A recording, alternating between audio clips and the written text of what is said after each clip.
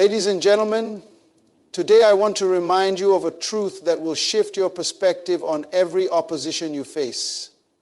God knows every plot against you, and He uses it as part of your elevation process. Nothing catches God by surprise. What the enemy orchestrates for your downfall, God permits for your development. Your trials are not accidents. They are appointments for divine promotion. When you begin to rise, opposition is inevitable. It is a law of progress that every new level invites new challenges. The moment you decide to step into the fullness of what God has called you to do, resistance will come. It is not a sign that you are on the wrong path. Rather, it is evidence that you are stepping into something greater. Those who never attempt to go higher remain unnoticed. But the moment you embrace your divine assignment, the enemy takes notice. Look at the lives of those whom God elevated throughout history. Every person who carried a great assignment faced great opposition. Joseph had a dream of leadership, but the moment he shared it, his own brothers conspired against him. They didn't despise him because of who he was. They despised him because of where he was going. His coat of many colors was not just fabric. It was a symbol of favor.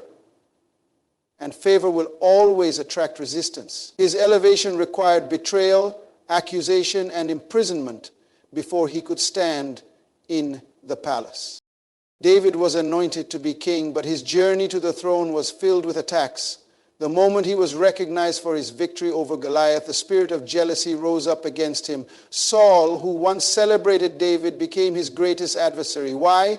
Because elevation will always expose those who cannot handle your growth. There are people who will support you as long as you remain on their level. But the moment you begin to outgrow their expectations, opposition arises.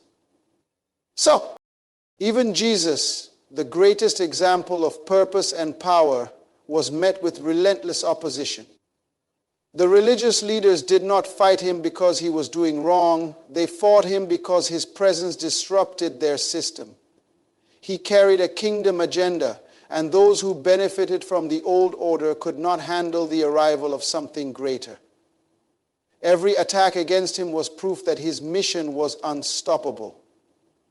You have to keep in mind, some people don't have a greater mission. Some people don't have a greater goal.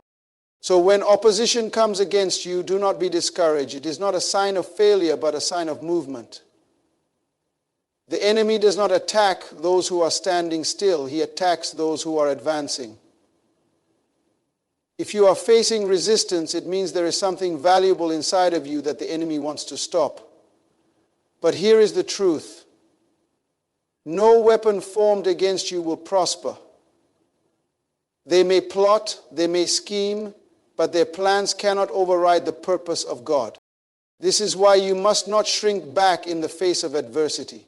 Many people retreat when the pressure increases, but pressure is proof that you are carrying something great. Eagles soar higher when the wind is strong, and likewise, you must allow opposition to push you into greater dependence on God. The attacks are not designed to destroy you. They are designed to develop you. God allows opposition to refine your character, strengthen your resolve, and prepare you for the weight of elevation. So do not fear when opposition arises. Let it confirm what you already know. God is taking you higher. There are moments in life when the path ahead seems unclear, when challenges arise unexpectedly, and when the plans of the enemy seem to be unfolding in ways you never anticipated. But in those moments, you must remember that God sees what you cannot see. Nothing is hidden from him. No scheme, no plot, no attack, no hidden agenda. Before the enemy even forms a weapon, God already knows its trajectory. Before the trap is set, he has already made a way of escape. One of the greatest dangers in life is relying solely on what you can see. Human vision is limited, bound by time and space, but God exists beyond both. He sees the end from the beginning, and he knows the outcome before the battle even begins. This is why you cannot afford to be led by sight alone. What looks like a setback may be a setup. What appears to be rejection may be redirection. What feels like betrayal may be divine positioning. A setup is a logistics matter. A proper decision was a game plan. If you only move based on what you see in the natural, you will make decisions out of fear instead of faith. Consider Elisha's servant when they were surrounded by the enemy. In his natural vision, all he could see was an army ready to destroy them. Fear gripped him because he believed what he saw was the full picture. But Elisha, walking in divine vision, knew better. He prayed that his servant's eyes would be opened, and in that moment the servant saw what was truly there: an army of heavenly hosts surrounding them, far greater than the enemy that had come against them. The enemy was never in control. God had already positioned victory before the battle even began. The same is true in your life. You may see obstacles, but God sees opportunities. You may see attacks, but God sees advancement. You may see betrayal, but God sees the birth of a new season. What the enemy intends for harm, God has already orchestrated for good. This is why you must trust his plan even when you do not understand it. He allows certain things to happen, not to break you, but to build you. He closes doors, not to deny you, but to protect you. He removes people, not to leave you alone, but to position you correctly. When you are in the middle of uncertainty, trust that God has already gone before you. He is not reacting to situations as they unfold. He is orchestrating every detail according to his divine will. He knows the plans formed against you and has already disarmed them. He knows the hidden conversations and has already provided your covering. He knows the end of the story while you are still walking through the pages. So do not be afraid of what you cannot see. And do not be shaken by what is unfolding around you. Trust that God's vision is perfect. He sees beyond the natural, and his plan for you is unstoppable. Betrayal is one of the most painful experiences in life. It comes from those you trust, those you walk with, those you confide in. The sting of betrayal is sharp because it comes from familiarity. Only those close enough to know your strengths and weaknesses can. But while betrayal feels like a wound, it is actually a tool in the hands of God. It is not designed to trap you in bitterness or despair. It is designed to push you into purpose. Joseph experienced betrayal at the hands of his own brothers. They despised him not because of what he had done, but because of what he carried. They saw the favor on his life, and their jealousy drove them to plot against him. But what they meant for evil, God used for good. Their betrayal set Joseph on the path to destiny. Had they not thrown him into the pit, he would have never ended up in the palace. What looked like a devastating loss was actually the first step in God's divine plan. Judas was part of Jesus' inner circle, yet he was the one who betrayed him. For 30 pieces of silver, he handed over the Son of God to those who sought to kill him. But even in this, Jesus never panicked. He never sought revenge. He understood that Judas was not an obstacle to his mission. He was a tool in the fulfillment of prophecy. Without Judas, there would be no cross. Without the cross, there would be no resurrection. And without the resurrection, there would be no salvation. The very act of betrayal that seemed to work against Jesus was actually the catalyst for the greatest victory in history. Many people allow betrayal to break them because they see it as an ending rather than a transition. When someone you trusted turns against you, it is easy to become consumed with anger, hurt, and disappointment. But if you look through the eyes of purpose, you will see that betrayal is often the sign that God is shifting you. It removes the wrong people from your life. It forces you to depend on God in ways you never have before. It positions you in places you would have never gone on your own. Instead of fighting betrayal, learn from it. Let it reveal who truly belongs in your next season. Let it expose the motives of those around you. Let it push you deeper into your assignment. If Joseph had stayed in the comfort of his home, he would have never ruled Egypt. If Jesus had fought to keep Judas in alignment, the cross would have never been fulfilled. God does not allow betrayal to destroy you. He allows it to elevate you. When people turn against you, do not see it as a trap. See it as transportation. It is moving you from where you are to where God has destined you to be. Trust His plan, even when it comes through the hands of those who walk away. Setbacks are often misunderstood. They feel like delays, disappointments, and detours. They make you question your progress and wonder if you have lost your way. But what seems like a setback is often a setup for something greater. God never allows a setback without a divine purpose behind it. What looks like a step backward is actually a strategic repositioning for a breakthrough. When you're afraid to move forward, Joseph's life is a prime example. He was favored by his father, but his journey to greatness did not come through comfort. It came through crisis. His brothers threw him into a pit, sold him into slavery, and he was later falsely accused and imprisoned. Each event seemed like a setback, but in reality, every moment was a step closer to the palace. Had he not been betrayed, he would have never entered Egypt. Had he not been falsely accused, he would have never met Pharaoh's officials. And had he not been in prison, he would have never been positioned to interpret Pharaoh's dream. What seemed like a series of misfortunes was actually divine orchestration. Moses spent 40 years in the wilderness before leading the Israelites out of Egypt. From the outside, it may have seemed like he had failed. He had been raised in Pharaoh's palace, trained as a prince, and then suddenly found himself tending sheep in the desert.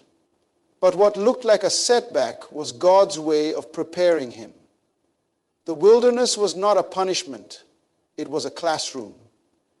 The very desert he wandered in became the same terrain he would later lead an entire nation through. His time in obscurity was not wasted. It was necessary for the fulfillment of his assignment. Even Jesus faced what looked like a setback. He was crucified, buried, and placed in a tomb. To the world, it seemed like the end. His enemies thought they had won.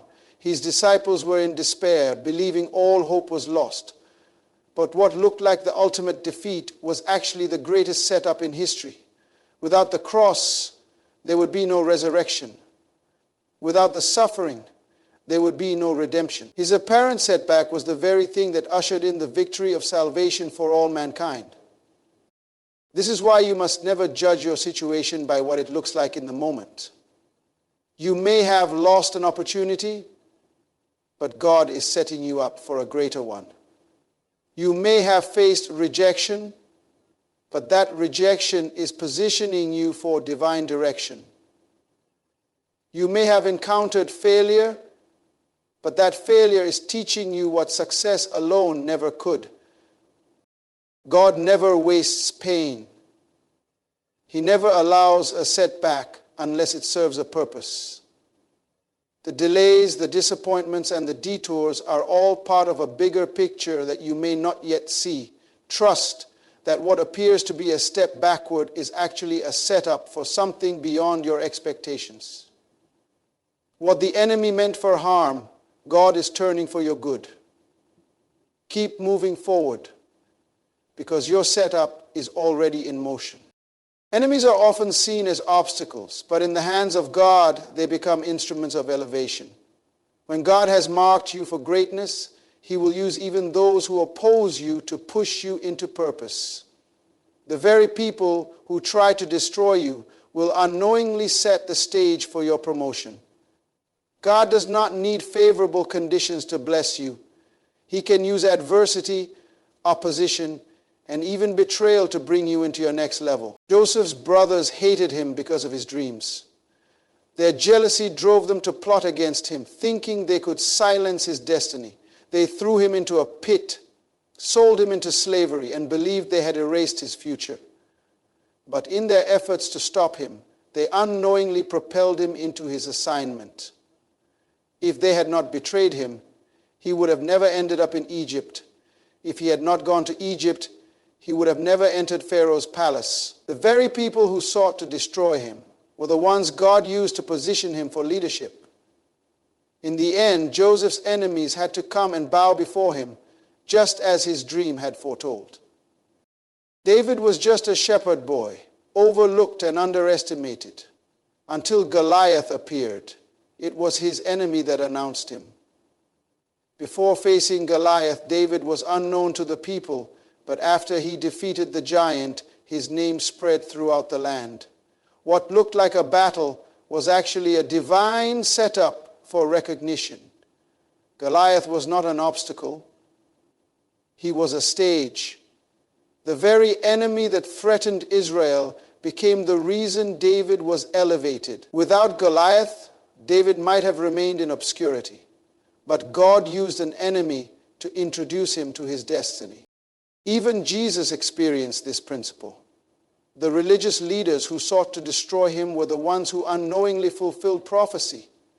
They plotted against him, falsely accused him, and nailed him to a cross, thinking they had won. But their opposition did not stop God's plan. It fulfilled it. The very act of crucifixion, meant to silence him, became the moment of his greatest announcement. The cross was not just an execution. It was an exaltation. Even the Roman soldier at the foot of the cross had to acknowledge, truly, this was the Son of God. The enemy's attack did not stop Jesus. It revealed who he truly was. God has a way of using opposition to reveal his chosen ones. The more people try to bury you, the more they push you into your purpose. The more they try to silence you, the louder your impact becomes. Instead of fearing your enemies, recognize that they are playing a role in your elevation. The same mouths that speak against you will one day testify of God's hand upon your life. Your enemies are not in control. God is. And when he is ready to elevate you, even those who oppose you will have no choice but to witness it. In every season of opposition, betrayal, setback, and challenge, remember that God is not absent. He is strategically orchestrating every detail of your life for your ultimate elevation. The plots against you are not meant to defeat you, but to prepare you for the next level of your purpose. Your enemies, your setbacks, and the struggles you face are all tools in God's hands, used to mold, refine, and position you for greatness. Trust that every moment, whether of pain or triumph, is part of God's perfect plan. What seems like a delay or a setback is actually a divine setup, and God is using even your enemies to announce you to the world. As you rise, stay focused on the purpose God has placed in your life. Do not allow the temporary distractions or challenges to distract you from the victory that lies ahead. Your elevation is not just for you. It's a testament to the power of God working in your life. Keep moving forward with confidence, knowing that God is with you every step of the way, and no plot formed against you will ever prosper.